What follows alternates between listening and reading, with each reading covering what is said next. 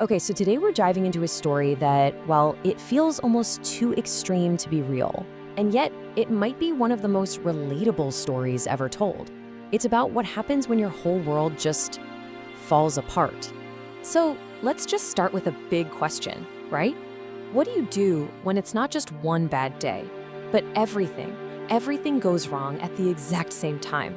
And look, this isn't some abstract idea. It's the core of a really old story that, honestly, feels like it could have been written yesterday. All right, so to really get the scale of this collapse, how absolutely devastating it was, we have to see where he started.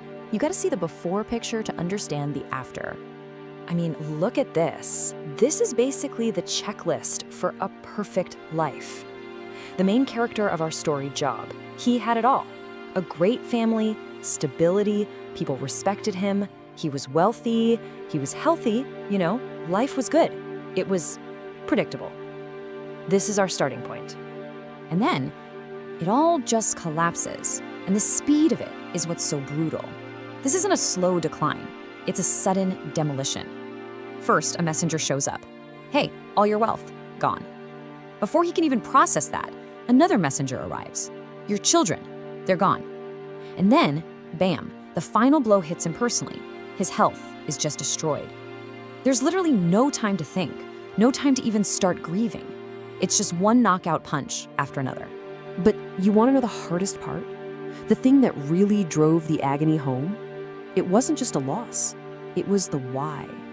Or more accurately, the lack of a why. There was no reason given, no warning, no explanation.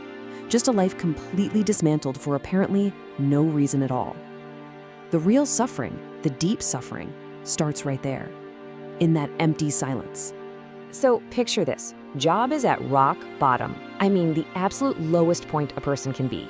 And his friends show up. Now, you'd think, great, here comes the comfort brigade, right? Well, the kind of comfort they brought, let's just say it took a really, really painful turn. And look, their intention was probably good, right? They wanted to help their friend make some sense of the chaos. But the impact? Oh, it was devastating. Their logic was kind of simple and frankly cruel. Well, if you're suffering this much, you must have done something to deserve it. It's a scary but common response, isn't it? We see something awful and we try to find a reason, a formula, just to make ourselves feel safer. But what they were really doing wasn't comforting. They were just blaming the victim, piling more weight on top of all that pain. So now Job is left with, well, nothing. Just his grief, his physical pain, and a circle of friends telling him it's all his fault. And this is where the story gets really raw. He doesn't just, pray politely. He screams. He hurls these honest, totally unfiltered questions right into that silent void. His first question is the one we all ask. Why? It's not just a question, it's a demand for a reason. It's trying to find some kind of cause and effect when everything just feels random and senseless. Then, the next question, it goes even deeper. It stops being about the what and becomes about the who. Where are you? It's that feeling of total abandonment. In the very moment you need help the most, all you get is silence. It's that feeling of screaming into the void and hearing nothing back. And then, of course, the most personal one of all, why me? This isn't just about the what or the where anymore. It's about his own identity. He'd done everything right. He'd lived a good life. So why him? It's a question that cuts right to the heart of fairness. So Job asks all these gut-wrenching questions, and he gets nothing. Just silence, no answers. And this, right here, this is the real climax of the story. This long, painful, uncomfortable waiting in that silence. Yeah, this really nails it, doesn't it? The story turns, but not before a long stretch of not understanding. We're always so desperate to skip to the end, to get to the resolution.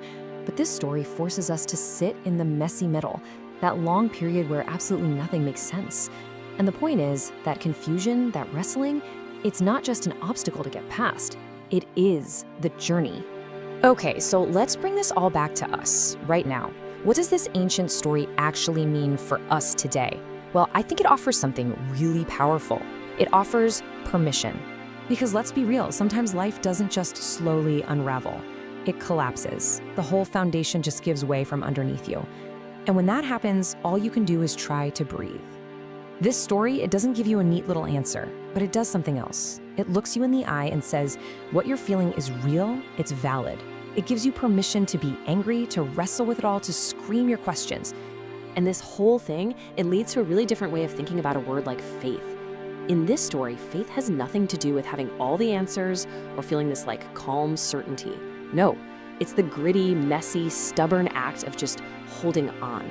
Holding on when you're completely surrounded by confusion. It's refusing to let go even when it's pitch black. So that's what we're left with. This idea, this possibility that maybe, just maybe, the point isn't to get the answer. What if the real courage is found in just asking the question? In having the strength to live right there in that tension, without needing a neat and tidy resolution? What if the struggle itself is where you find the meaning?